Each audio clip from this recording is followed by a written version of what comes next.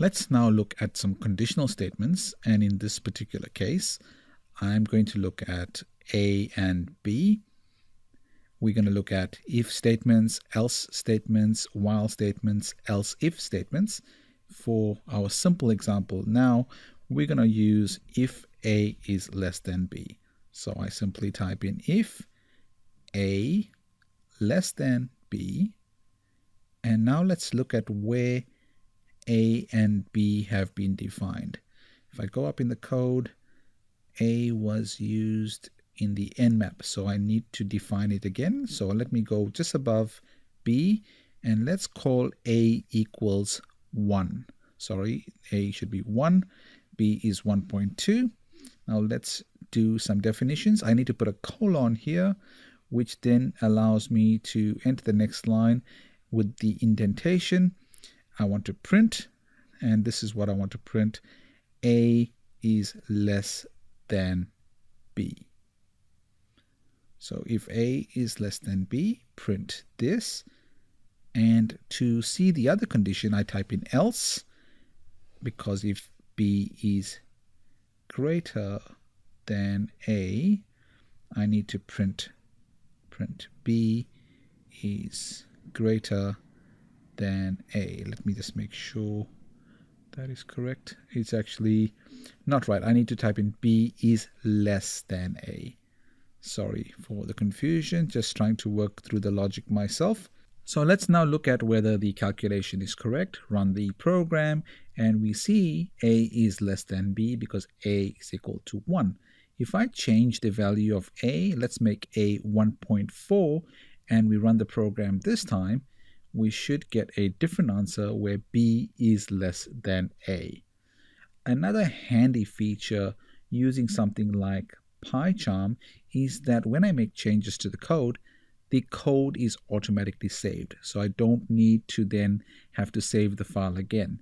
Other handy feature is if you go to the top section where it says run, I can run the program while within PyCharm. So if I hit the run button, you'll notice at the bottom it'll ask me which program. I select hello, which is the name of our current file, and when I do that, the bottom section shows up the output as we would have had in our Linux environment that we've been testing. So it's another handy feature that you don't need to keep going back to Linux or your environment like PC or Mac to test the code when you can do it right here. We can also run the code with this play button on the left hand side, and that will do the same as testing the application from within PyCharm. Now let's look at what we can do in this if statement by adding a command called else if. So after it says print A is less than B, let's type in else if, and else if is written as ELIF in Python, and the condition now should state if A is less than B, print A is less than B. Else if A equals B, then we want to print A is equal to B. I'll fix up the syntax in a second, but print A is equal to B.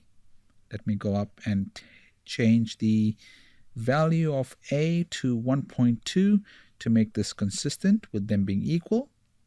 And I need to put a colon here after else if. And what I've forgotten to do is the A equals B needs to be next to else if. So let's go to the next line and change that.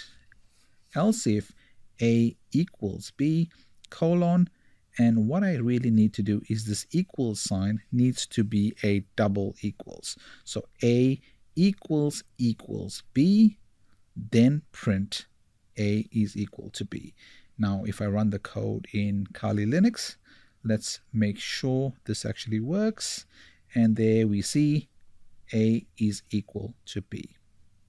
This is how we use the code in Python. You need the double equals to sign, and the else if is written as ELIF.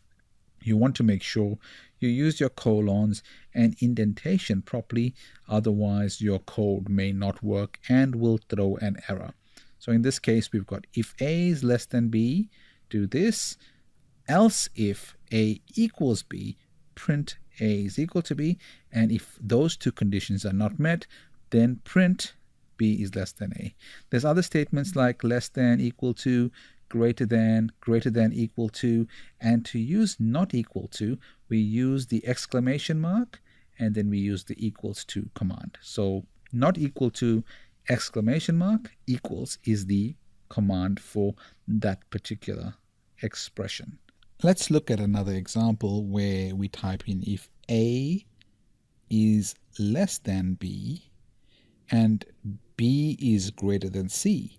So we use and B greater than C, and let's print the statement on the screen, hurrah. So if A is less than B and B is greater than C, colon, print, and we're going to type in print hurrah to make sure that A is less than B and B is greater than C only under those two conditions.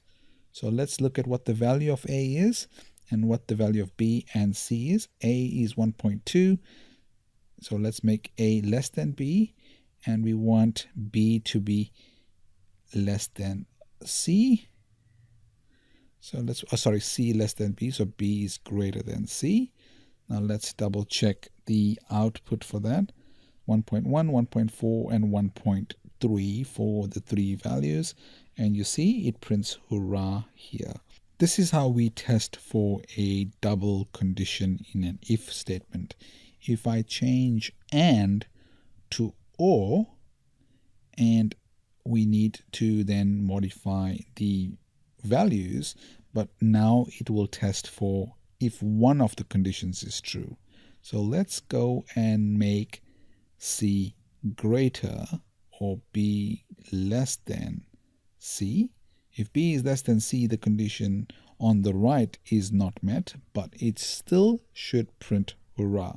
So when we run this, notice that hurrah appears here. If I again change this to say if A is less than B and B is greater than C, in this case both conditions have to be true. If I click the play button, nothing is displayed because one of the conditions is false. So in this way we are able to use if statements, else if statements, and the else statement.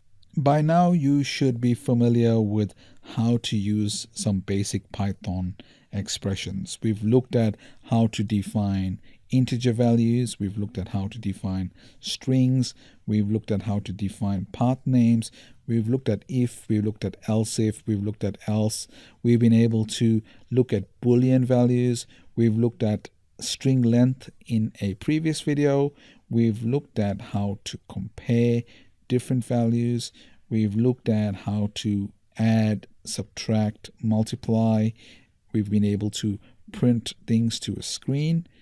So by now you should have a basic grasp of Python. What I also want to show you in this video is the while loop. Now to do that, basically what we want to do is say if a certain number is this while the program is running, do a certain task. So let's define x equals 1 in this example. And while x equals 1, we then want to print something to the screen, which is print the value of x. So x equals 1. I need to put a colon there, so I'll fix that up in a second. Print x onto the screen. Now let me go and make sure this code is correct.